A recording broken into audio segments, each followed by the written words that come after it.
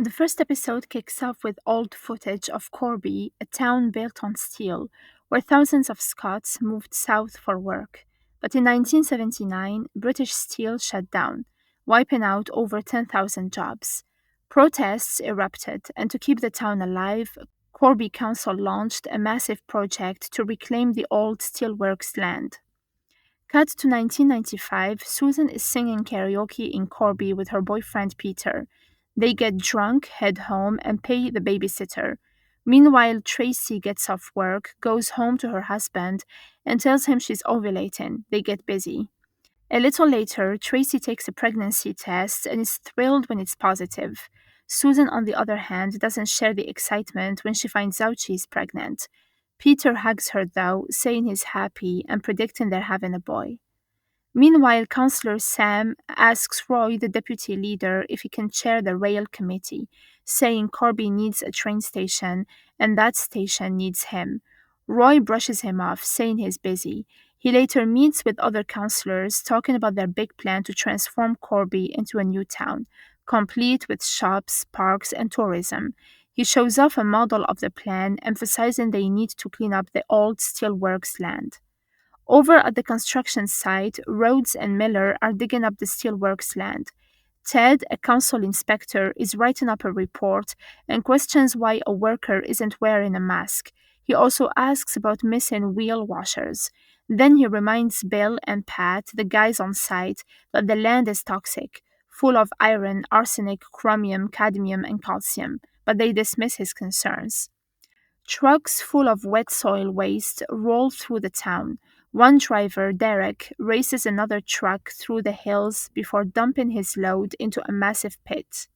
Derek gets home, strips off his dirty clothes outside, and tells his wife Maggie that he's getting a bonus for working so hard.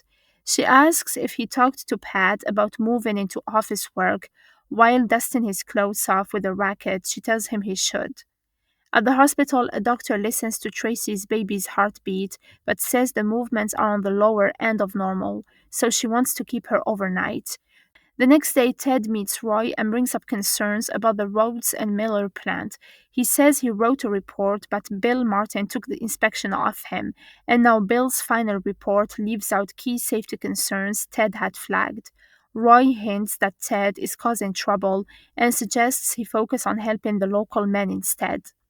Later, both Susan and Tracy go into labor. Susan delivers first, but when Peter goes to check on the baby, he realizes something is wrong with the infant's hand.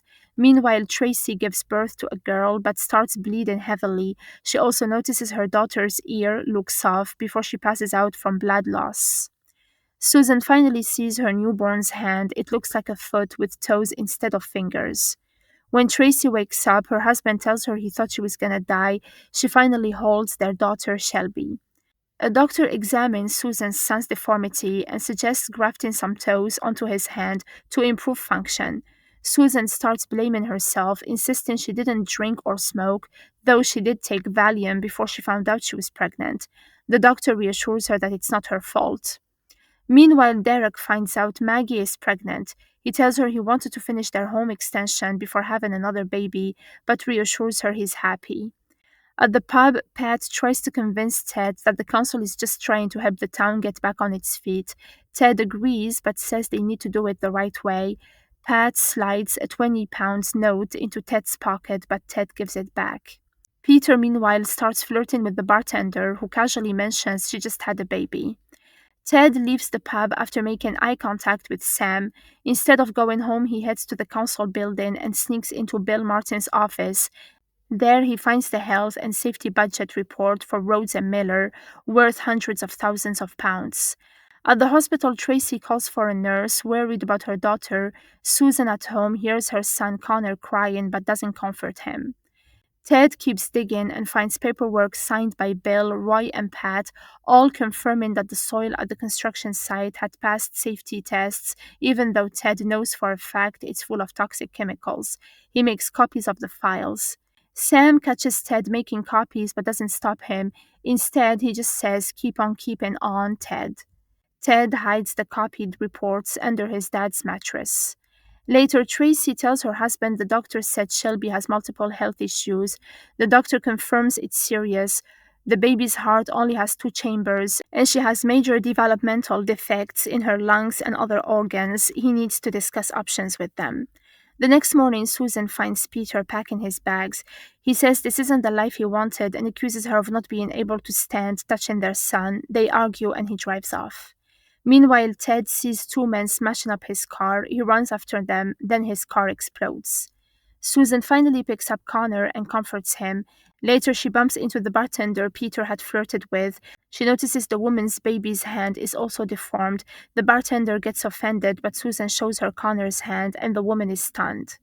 At Shelby's grave, Tracy wipes the dirt off the plaque. Susan takes her kids to the park and tells Connor she might be the worst mom he could have asked for, but she's going to make things right. The camera pans out over Corby with the old steelworks looming in the background.